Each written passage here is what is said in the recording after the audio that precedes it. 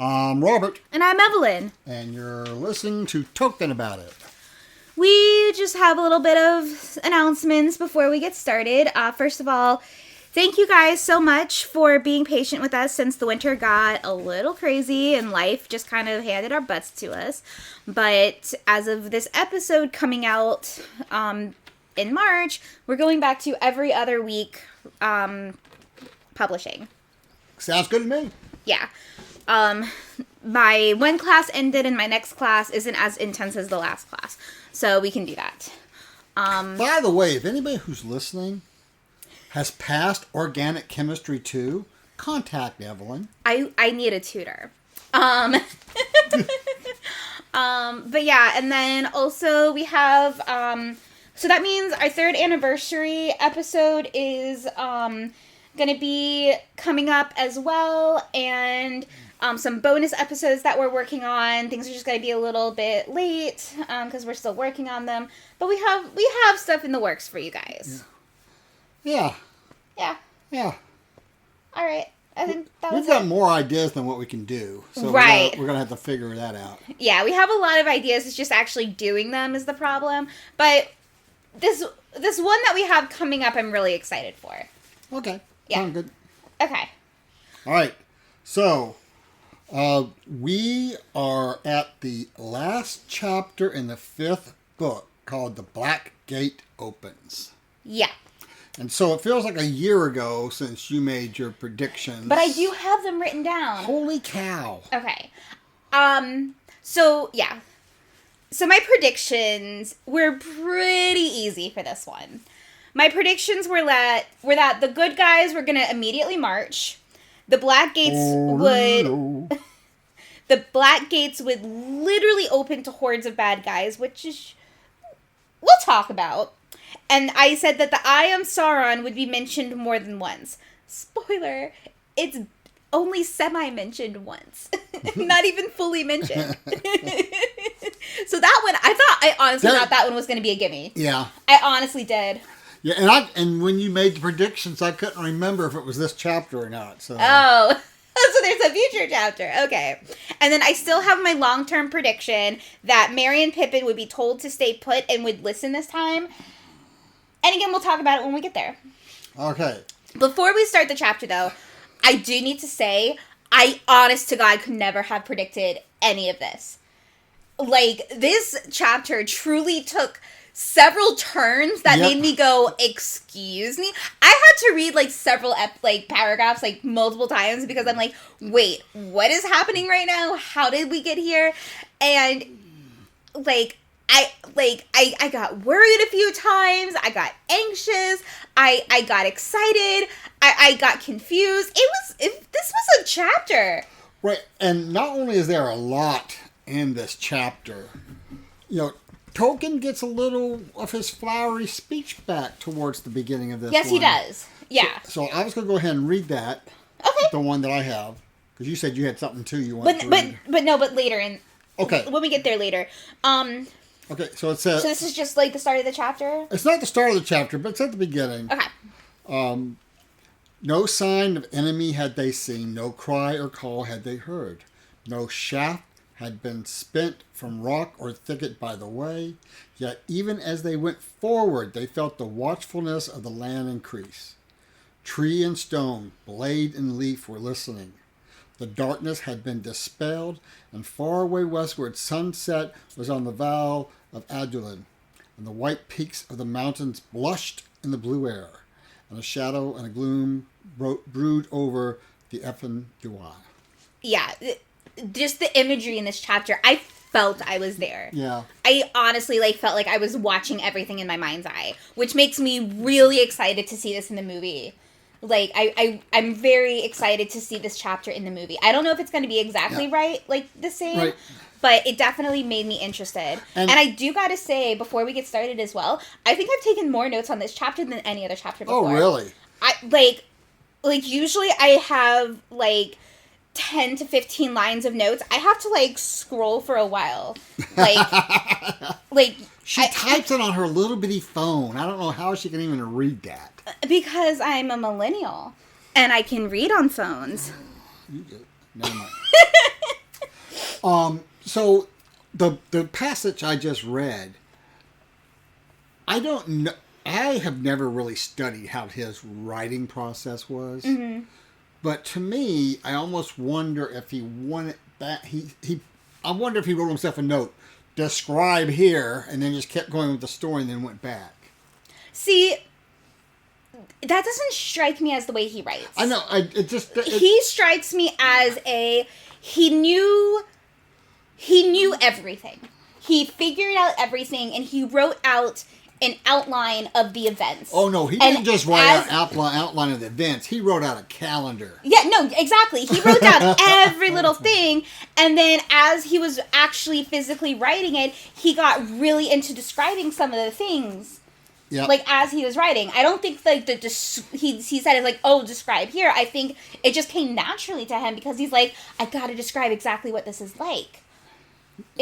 Yeah, that's what that strikes me as. Okay, so the first thing I have to talk about is is about the crossroads themselves. Okay, so I have before even that. Yeah, I figured you Yeah, did. so, because I really wanted to, like, look into the, like, this chapter immediately just got my attention.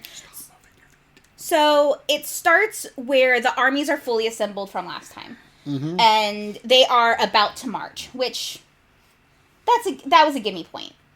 And then I really liked how it was explicitly stated that Legolas, Gimli, Gandalf, and Aragorn were all riding together as captains. Yes. Like, just the fact that it was pointed out, because I feel like Legolas and Gimli could have been lost in the crowd, because even though they're important, they're not quite as militaristically important.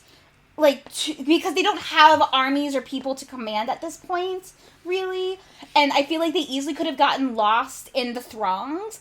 But they're Aragorn's friends and Aragorn's companions who have fought with him and, like, been by his side. And so he wanted them by his side. I don't think a dwarf and an elf traveling together would have got lost in the throngs. You know what I mean. Like, they have, like, the leaders of all of these armies. And unfortunately... And my first thought was like, where are the elves and dwarves? But I'll get to that later.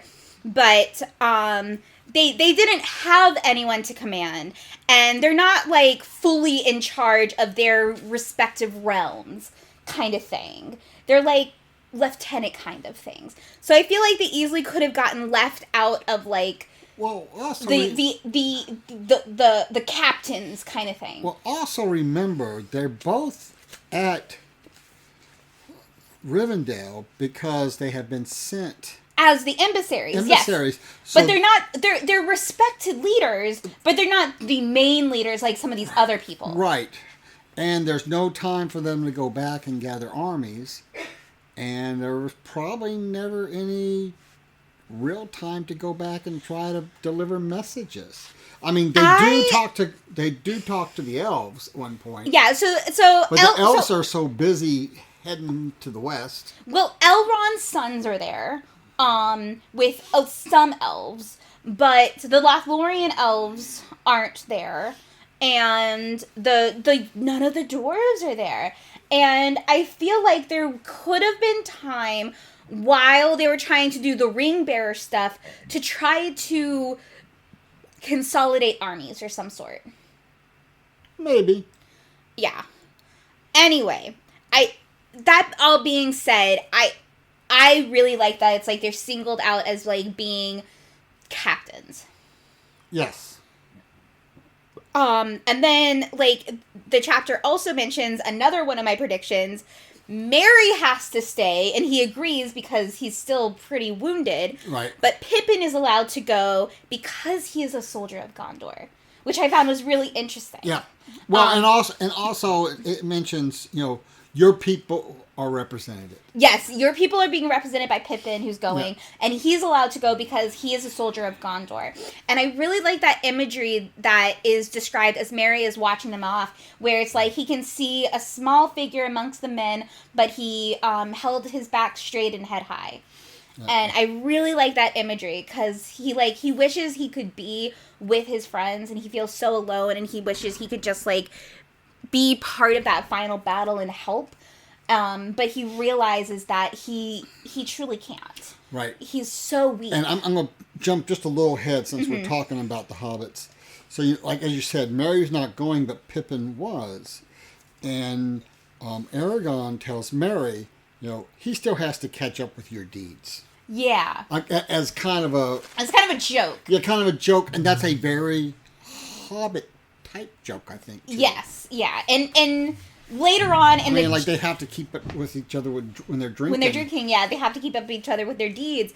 And just jumping a little forward, there is a part where Pippin is like, if I could just strike this person down, and we'll talk about him in a minute, like, if we can just strike this person down, I'll be even with Mary. But it's like, it's like, oh, I gotta be even with Mary. It's like, this guy, I really want to hit him. Oh, and it's an added benefit. But yeah, so that's when we come to the crossroads where you start. So they come to this statue that has an orc head on it. Yeah. Or do you have something before that? I've got stuff about that. Okay, yeah. So, I was gonna ask you, if you knew, like what this king was, or if it was just an old king. Okay, so So they come to the crossroads of what's called the Fallen King. It's 100 miles south of the Black Gate. Okay. Right, so they're still 100 miles away from where they're going. Yeah, it's about a 6-day journey in the book. Yep. And they're roughly a day's ride from Minas Tirith at this point. Yes. So the statue of an unknown former king of Gondor. Mm-hmm. Okay. But, so, this is the same statue that Gollum, Frodo, and Samwise saw, whose head was replaced with the stone orc head back in Book 4, Chapter 7. That's what I was... Journey to the Crossroads. That's what I was going to ask. I was going to ask if... Because it kind of mentions this is kind of the same way the ring bearers went. So I was going to ask, is this the same one? Yeah. So, okay. Right. So that's good to know. Yeah, and also... And I love how they destroy the orc head and return the king to its former glory. Right. And I just had to write in my notes a little bit heavy-handed on the symbolism here. Oh, yeah. But also... Just a little bit. But also getting back to the previous back in the chapter Journey to the Crossroads, that chapter is right after they have also departed from Faramir. Oh, I forgot about that. So yeah, they okay. Yeah, and so it's not written in the book. Mm-hmm. I mean, what I just said. Yeah. But it reminded me that, Faramir's not there either. Yeah. And Faramir is probably the highest ranking person of his people alive. Yeah. So. I mean, technically until Aragorn takes the crown. Correct. Which I'm going to get to a thought later on that. But yeah, I was thinking about Faramir being left behind. Was something I was thinking about. Well, he's sick. I know you don't know this, but you just made a Mean Girls reference. You're welcome. I knew it was a reference to something. It's from Mean Girls. And it is Wednesday that we're recording. We wear pink on Wednesdays. We're not wearing pink. The only reason I ever wear pink is if I wash a white t-shirt with a red shirt. All right. That's also a joke. I know that joke. Okay. Anyway, so at the crossroads... But real men do wear pink. Yes, they do.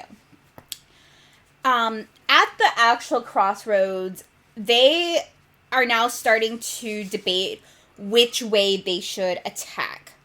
And they think of Minas Morgul maybe the easier than going to the northern gate. And Gandalf is just like, no. He like the book describes it as he urgently tells them no. Because he suspects that Frodo went the same way. And they need to keep Sauron's attention elsewhere. Yeah. Like they need to keep his attention elsewhere. Yeah, and he all but says, we don't want his eye looking that way. So. Which I was so mad about, because I was just like, you're so close to... I'm sorry, I got loud, folks. I was like, he was so close to saying it, but didn't actually say it, and I'm like, darn it doesn't count. So also, I got another note here about Mary. Okay. I don't know why it got separated from the rest. Mm-hmm. But Mary, everyone Mary cares for is now gone out towards the gloom. Yes. Yeah. I mean, that's a sentence. That's yeah. Yeah, that's in there. Mm-hmm. And it's sad. Like, it's so sad that it's like he's honestly thinking he may never see them again. Yeah. He's really like, there's that very real possibility. And he does have his new friend, that 9-year-old boy.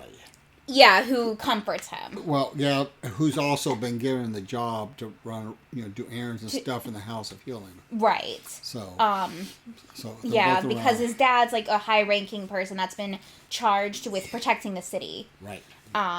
So yeah, so he's like, I can tell you're not feeling good. Let's go back to the halls. So did you have anything else about the crossroads? Well, yeah. So Aragon sends out toward on all the four corners of the crossroads. Oh, that's right. The trumpets and the heralds, just announcing the lords of Gondor are here. If you should challenge us, come out now. And I'm like, that's actually a great plan. Because it's like, if they're laying in wait, if you challenge them, being like, I know you're there, like totally bluffing, it'll make them come out while you're ready. And it's like, that's actually not a bad idea. I mean, my first... Yeah, it's an intimidation tactic. Thank you. So also, the 9-year-old friend of Mary is still there too. Right. Even though he wants to go. Yeah. And one is like, you're 9, but also his dad's like a high-ranking general that is tasked with... Yeah, he's the home guard. Yeah, he's the home guard. And also, his name is Birgil. I honestly couldn't tell you how it's pronounced because I can't even form it in my mind. I just see the word and I'm like, okay, that's the word. Just to let you know, every proper name, every name of something that doesn't really exist in our world is in a token pronunciation guide online. I did not know this. That's really good to know. I have finally let you in on my secret. Oh. No, because honestly, with all of these like crazy names, with my dyslexia, I do not trust that I am seeing the word correctly. So I don't even try to pronounce it. I just visualize the word. I don't even think what it means. I just see the word and I just visualize the word. Right. Because I don't trust that I'll say it correctly because I don't think I'm looking at it correctly. Yep. And Mary is saddened because he's thinking every person that he cares about is now gone toward the gloom. Yeah. Yeah. So. And then we get to where Aragorn sends out trumpets and heralds to all four corners. Yes. Of the which I love. Crossroads, and it's a very. Yeah, it's a challenge. Yeah, it's a challenge. It's a very, come out, you winkling. I almost think about the taunting in Holy Grail. Over Monty Python. Holy Grail. Your muzzle was a hamster. I still say that all the time. I love that. Yeah, go ahead. Oh, it's your father was a hamster? Oh well. And your mother smelled elderberries. Oh, okay. I stand corrected. Or it might be the other way around. It might be I think you might be right, actually. Okay. But yeah, so at the crossroads, he just sends out the heralds going, the lords of Gondor are here. If any shall be here, then come challenge us, as like an intimidation tactic. Right. Which my honest to God first thought was, this is not arrogance. My first thought was like, it seems like arrogance, but it can't be. Right. Because I'm like, there's no way they're this arrogant.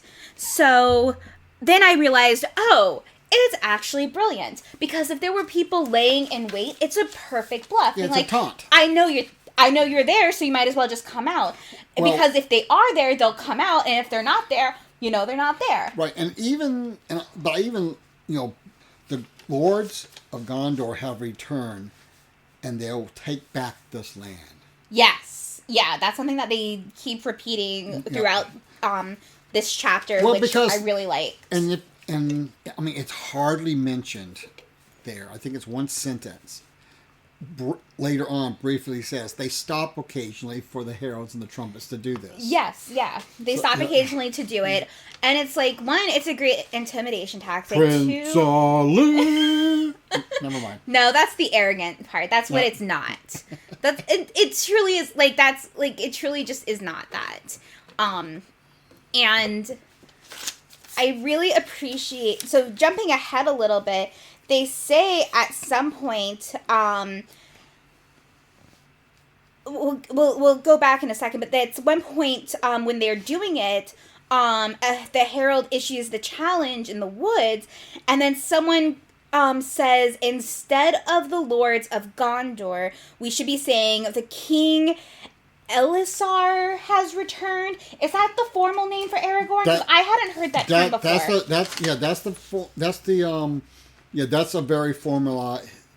That's a very formalized format of his name. Yeah, I have it later in my. I have it. Okay, so we'll talk about that later because it just confused me because for now they get to like the first like evil dark city, Right?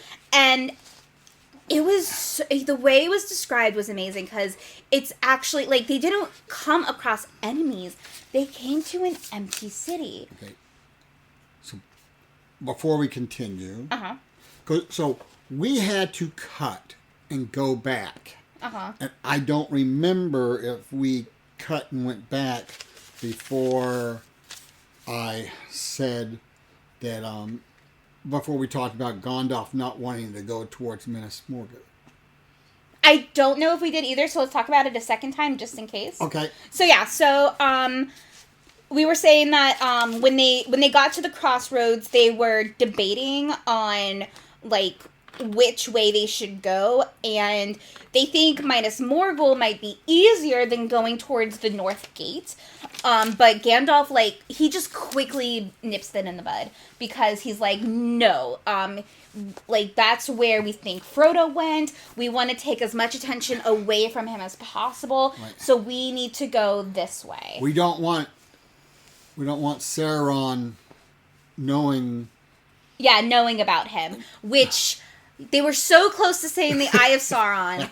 And again, if I said this before, I'll say it again. I was so mad because they just didn't, they all but said the Eye of Sauron watching them, but they didn't. So I was like, it's not a point. Because I was so sure. So, and before they leave the crossroads is when this is where they restore the actual head of the statue and knock off the orc head. The orc head. Yeah, we definitely talked about that. But yeah, so they get to this first city, and like I said, it's and you were going to talk about the symbolisms of that too. No, it was just heavy-handed symbolism. They knocked off the orc head, returned the old king to his former glory. It has a crown of flowers. Oh, I missed that part. Oh, so new life is beginning to. It's such heavy-handed symbolism. Well, and they call it a crown of flowers. Yeah. So. Yeah, yeah. And they didn't say what kind of flowers, but the way they described them, I think it's king's foil. Okay, interesting. We good? It's been a little bit since we've recorded, folks. Life, like I said. Anyway, so they get to the city, and the vibe is just off. Even for an evil city, it's off because it's empty. They don't encounter anybody because everyone that was in the city went to attack Gondor and got scattered. So it's very eerily quiet. Right. And that's like almost worse in a way. Yep. And then as they move on, they set the bridge on fire. Yes. But that's something. Yeah, they set the bridges on fire as they move on, so that they can't be attacked from behind. But they were also saying how moving forward, they had engineers and builders like repairing some of the stuff that the orcs and the armies had destroyed when they were being scattered and leaving. Was something that they were doing, but a lot of them they ran away so quickly that a lot of it was actually left intact.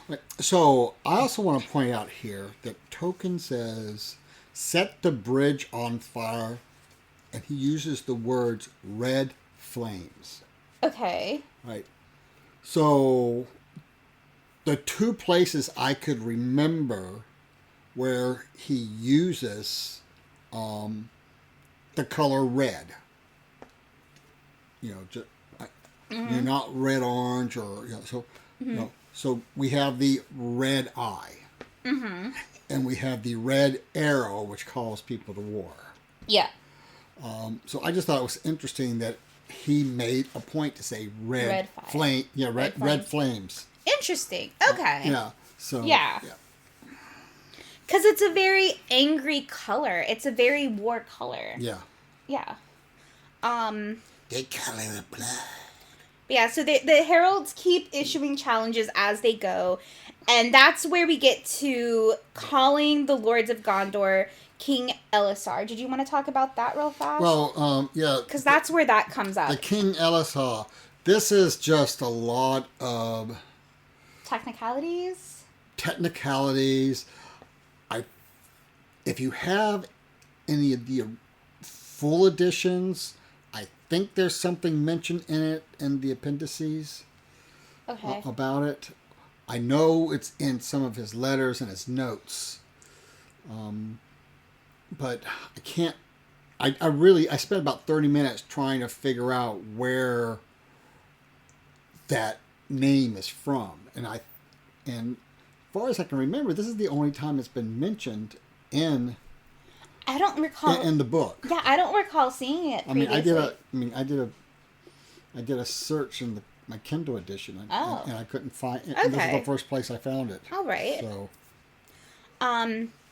at this time, Tolkien reminds us of the ring wraiths. Ring wraiths? Is that how it's pronounced? Ring wraiths? Okay. How they're not around. They're out of town. Is pretty much how that's pretty much how he describes it. It's like they're not at home right now. Right. Is pretty much how it's described. Please call back later. Exactly. No, that's really how he describes it, though. Or at least that's the vibe I got. Yeah. And he's talking about how everyone is very acutely aware that they're not around, and they're keeping an eye out for them. Right.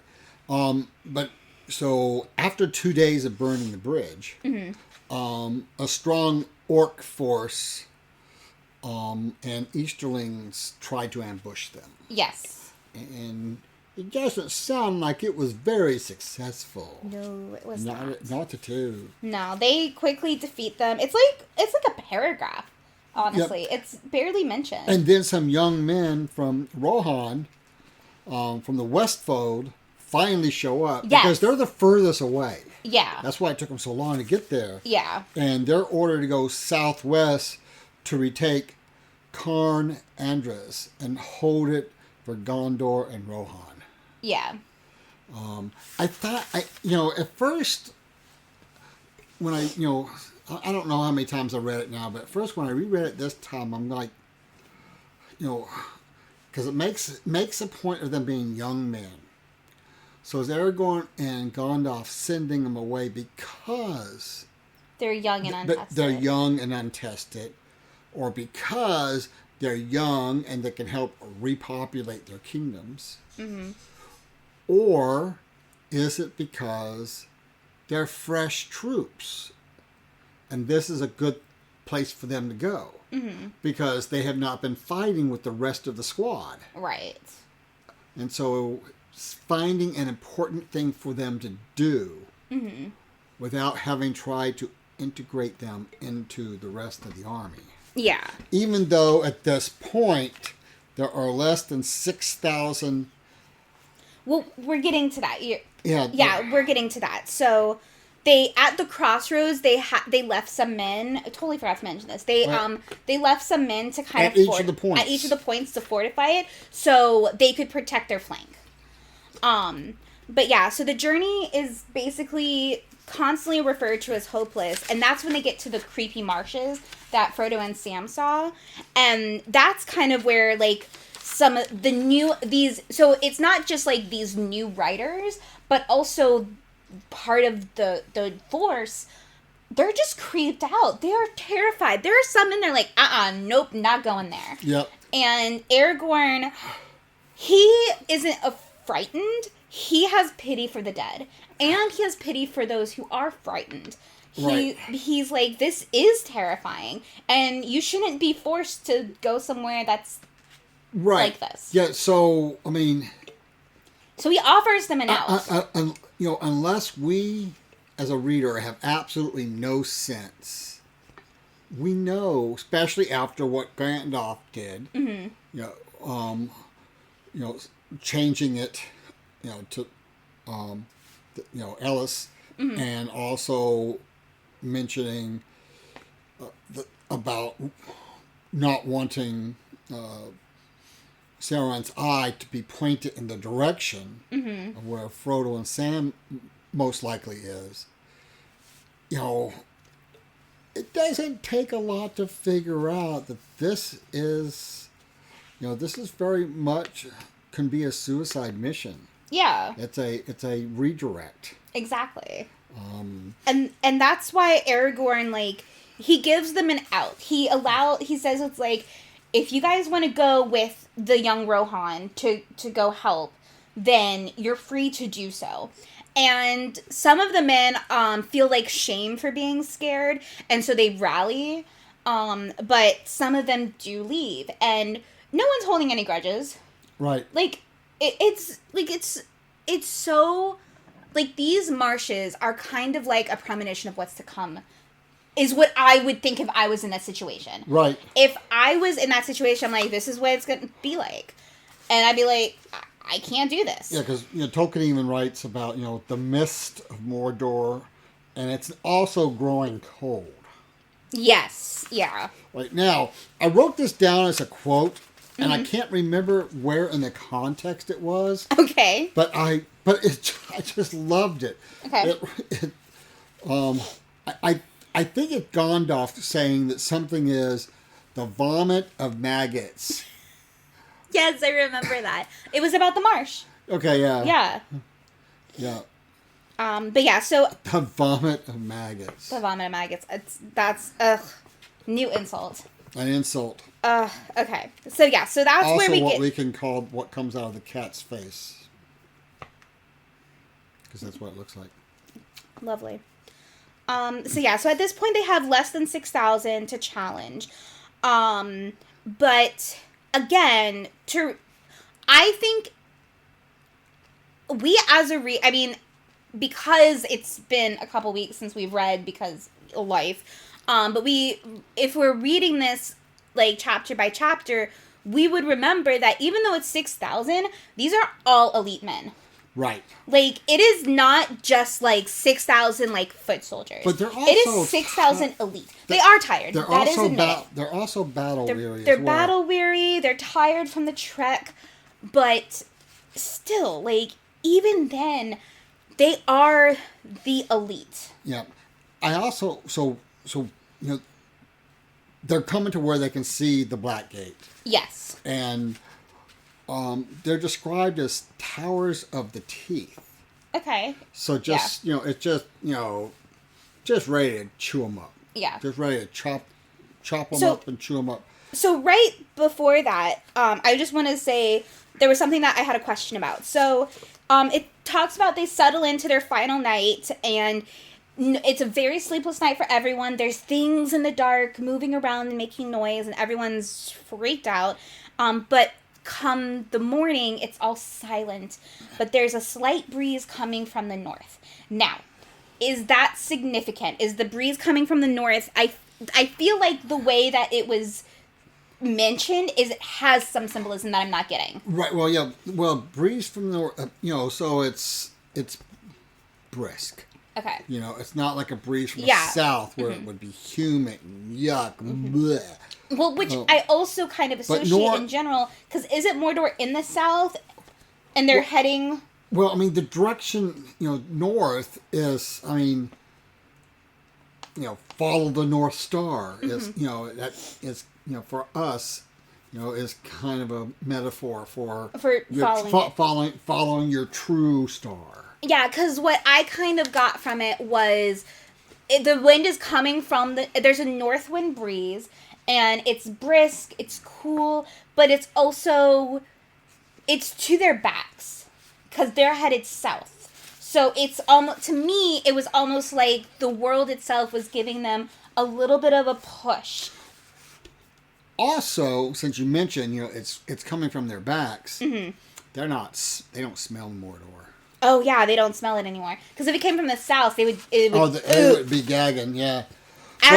But also, you would vomit, and me as a sympathetic vomiter would then vomit. or the other way around. True. Because you've never had to clean up my vomit. Okay, we're skipping this. Anyway. Wait, no. Okay. So now as they come towards the gate, they are aware there are hidden foes out in the hilly country and behind rocks and stuff. Yeah. They see the Nazgul and Token Rights hovering like vultures. Yes. And so they unfurl the banners. Yes. And so we have 3 banners. Mm-hmm. We have the Gondor. We have Gondor. It's Gondor, Rohan, and then the swans, right? Right. Okay. Yeah. It's I wrote it down too far. You have 3 banners. But most important is this is the first place they're really opening up the tree and stars. Yeah. I mean, they flew it a couple of times on the way in. Right. But this is like the first right moment. And the white horse and the silver swan. Note how all these are signs of light and life. Yes. Mm-hmm. As compared to the Black Gate. Yeah. And then the people that I loved how this whole entire segment, so I have a lot to say about this. So it says Aragorn, Elrond's son, Legolas and Gimli, Gandalf, Imriel, who's the leader of the Swans, Eomer of Rohan, and even Pippin approached to, quote, all the enemies of Mordor were witness. And I just loved this show of it felt like a show of strength and unity, like you cannot break us. Right. And then the heralds issue a final challenge, and I wanted to read the final challenge because gotcha. I thought it was like just a drop mic move. So the heralds come out and they issue this challenge, and they say, let the Lord of the Black Land come forth. Yes. Justice shall be done upon him, for wrongfully he has made war upon Gondor and wrested its lands. Therefore the king of Gondor demands that he should atone for his evils and depart forever. Come forth. Mic drop. That is a call out. Right. That is such a call out. But then what is it answered by? Silence. Silence, but then these drums. Yes. The drums and the but shrilly horns, not like trumpets. Right. And then okay, I want to say something before we get there. Okay. So there's a sentence where they're like Sauron has already put his plans into motion, and he wants to play with his food. And I'm like I read that, I'm like, oh my god, what's gonna happen? Because I honestly thought it's just like the battle would start and the hordes of Mordor would just leap out, and that would be like the end of it, and that's like the end of the book, end of the chapter, like let the battle be later. But no, like when I read this, I'm like, what do you mean he's gonna play with them? What is he gonna do? And boy, does this take a turn. Yep. So the gates open, and got the drums and the horns and the little small door in the gates. Yes, it's like the giant gates, and then like the little messenger door is the one that opens. Right. In the first edition, I came across this note several weeks ago. Mm-hmm. In the first edition, it calls it the third gate. Okay, interesting. But it's basically like where you have the small gate The small gated door. Yeah. So you don't have to open up the whole thing just to let one or two people out. Yeah, exactly. And a spokesperson comes out. Yes. Okay. He is, so the black gate's open and like a couple people and a spokesperson come out and he calls himself the Mouth of Sauron. And he is a mortal man who has long forgotten his name. And he has the banner with the red eyes. And that's the closest we get to mentioning of the Eye of Sauron in this chapter. I honest to God thought it was going to be so much more than that. Right. But then, and he's out there running off his mouth because that's his job. Right, and he tries to mock Aragorn and like call him and belittle him, but Aragorn just stares him down. Now, for those out there that are Grey's Anatomy peeps, the look my father just gave me says it all. But my Grey's Anatomy people out there, it's like Bailey, where she just stares down the stupid. Oh, stop. I can enjoy my soap opera. But yeah, so he just stares him down and doesn't say a word. And then the guy does a total younger sibling move where he's just like, you struck me. Oh. Like the punching yourself and going, Daddy hit me. No, I know, but he says, well, it's just, because he's being threatened. Mm-hmm. But not really being threatened. He's not being threatened. They haven't said a single word. But he goes, you threaten me? And ambassadors shall not be assailed. Yes. It's like heralds and ambassadors are not to be assaulted. And it's like, we know exactly who you are. We don't like you. And Gandalf basically says, okay, put your tail between your legs again and run home. Mm-hmm. Basically. He's playing the victim and he's gaslighting them. And I'm just like, I can't stand this. But why are those other two people there? Right. He tells Gandalf that he has gifts from Sauron. And when I tell you, I Home Alone, two-handed on the face gasp, I did. You want to say what it was? Sam's sword, a elven cloak and the leaf brooch, and the mithril mail shirt. Mm-hmm. I immediately, my instinct was, you little, we don't swear on this podcast, but it was like, you little piece of, because for our listeners, if you don't remember, the last time we saw Sam and Frodo was captured, but not Sam. And so I'm like, so my first instinct was, oh no. Like, what is happening with Sam and Frodo? And Pippin steps up. Yeah, Pippin, steps forward. He, audibly gasps. Yeah. And is grieved. And Gandalf has to hold him back.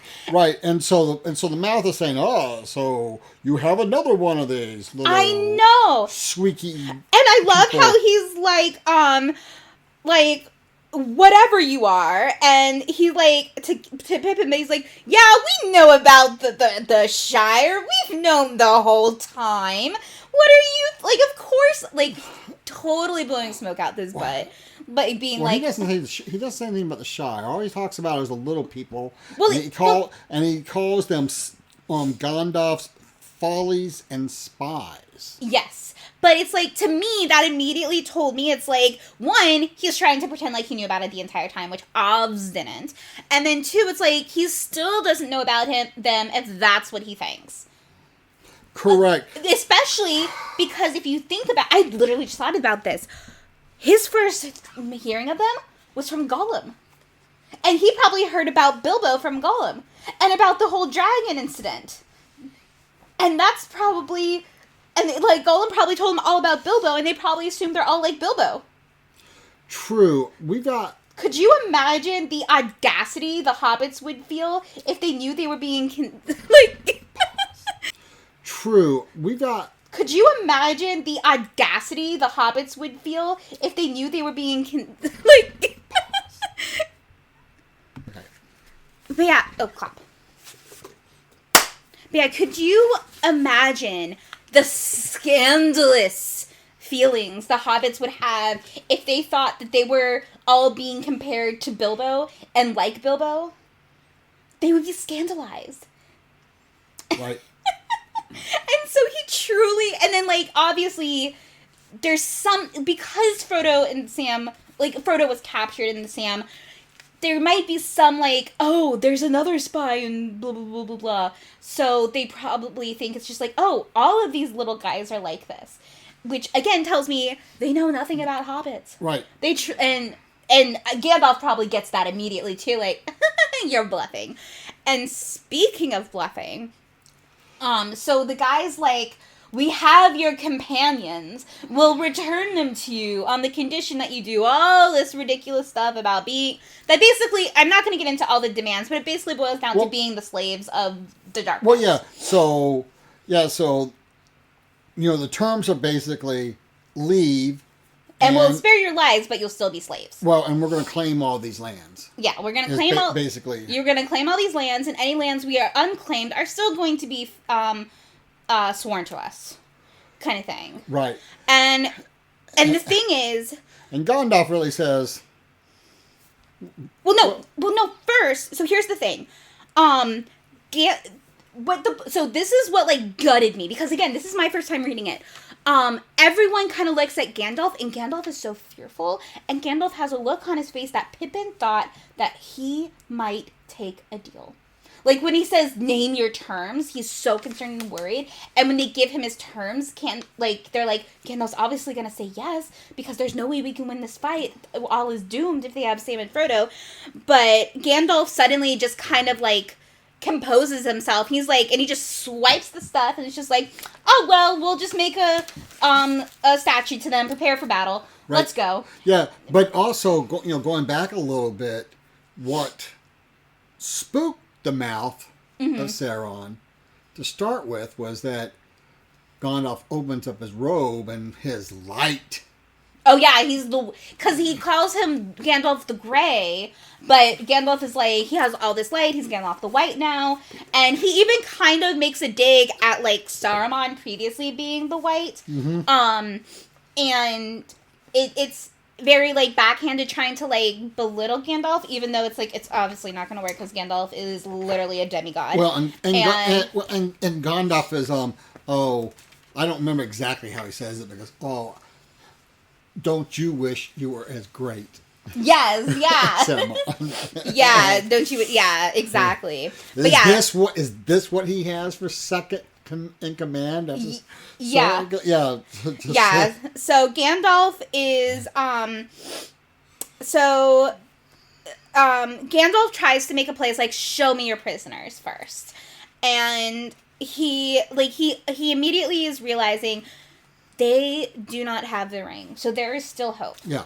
Because we were kind of unsure about what's happening with the Sam and Frodo chapter, but if they had the ring, it would already be over. Right. Like, he wouldn't be sending out any bargaining chips. Yeah. Like, if he had the ring, like, no, this wouldn't be an option. This would not be a thing. Right. So, and just to let our listeners know, Evelyn and I talked about a little bit if we wanted to talk about this. Well, I don't think it's a spoiler.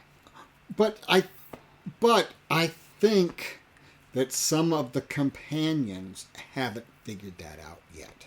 Yeah, but it hasn't been a realization to them yet. But I think us as readers have realized that. Okay. Us as the readers are like have figured out what Gandalf has figured out. And if you haven't, I'm sorry. We're just smarter than you. No, I'm sorry.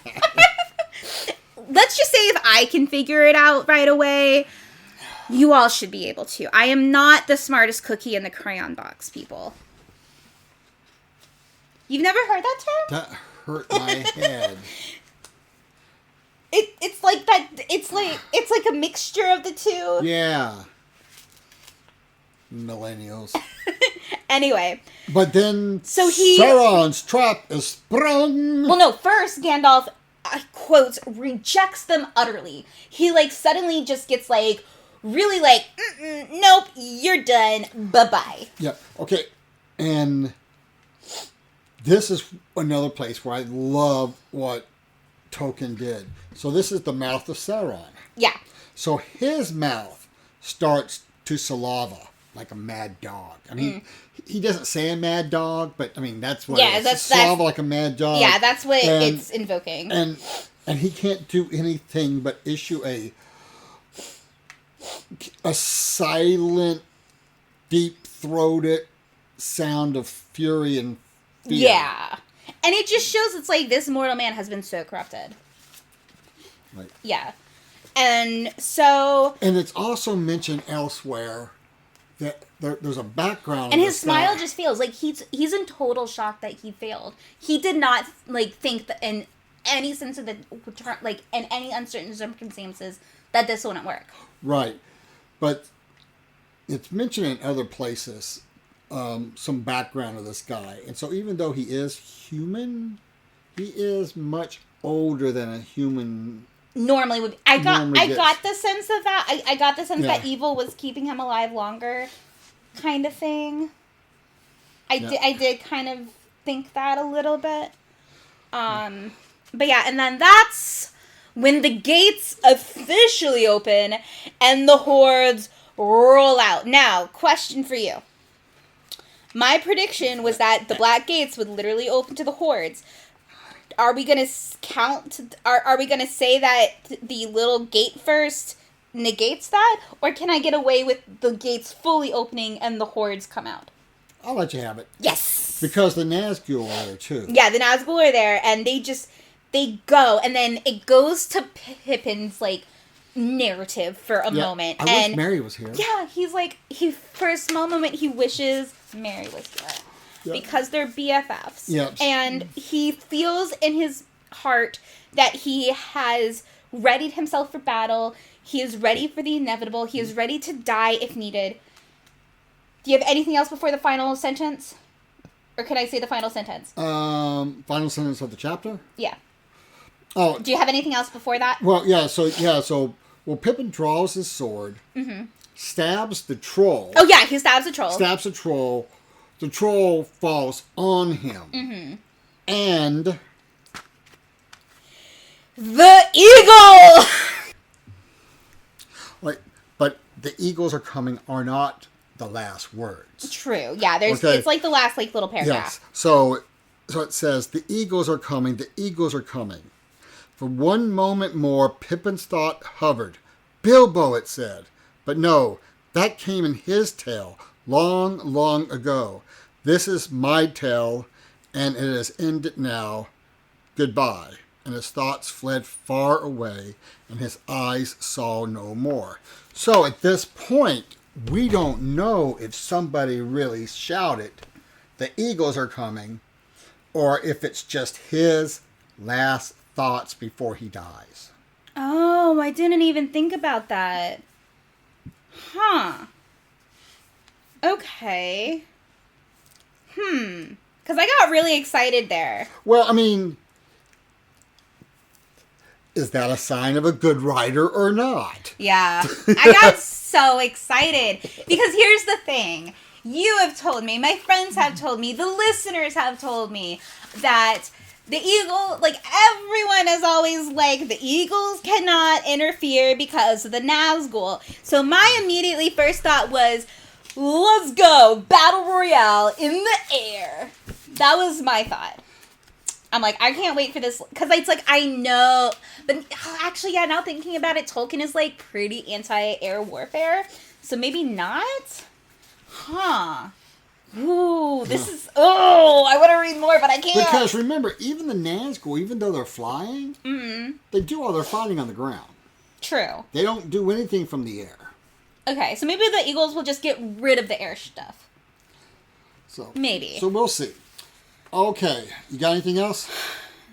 No. All right, so the next chapter, which is so this is the end of book 5, and the next episode is going to be our recap of everything leading up to this final 6th book. Right. And so the first chapter in the 6th book, which is our next chapter, is called The Tower of Cirith Ungol. Ooh, that name sounds familiar. Yes, it's Is this gonna... Frodo and Sam have been there. Okay. Or at least the walls of it. Okay.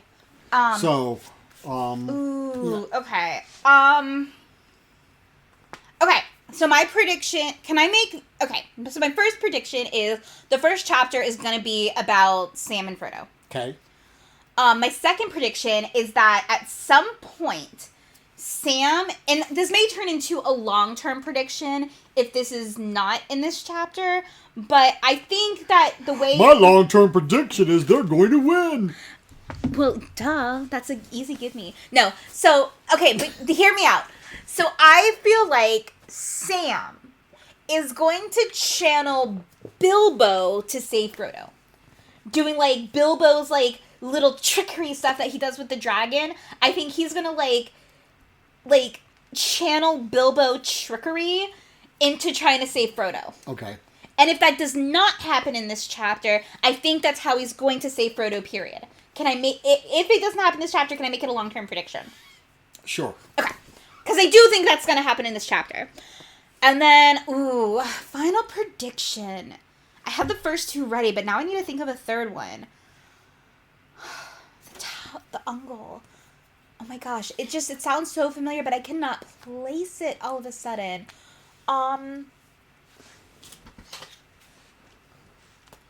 my gosh. Can I say an orc's... So my dad just gave me a hint. It was the stairs that they climbed up of.